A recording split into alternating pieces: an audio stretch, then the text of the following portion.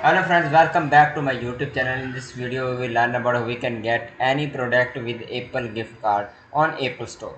First of all, you need to sign up on Apple Store. After sign up on Apple Store, then select any product that you want to buy with Apple gift card. After selecting the product, then click on buying. When you click on buying, there is a payment options. In payment option, you just need to watch or see there is an option for paying with Apple gift card. If it is available, then you can easily put the details about that is in Apple gift card.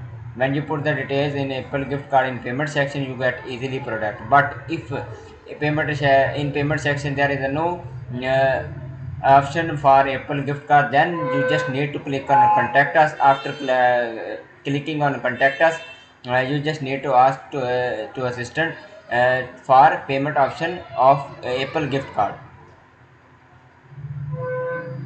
When you do this, you just need to ask to assistant for Apple payment for gift card payment for payment method. It will ask you to give the information of you just need to give the information of your Apple gift card to the assistant.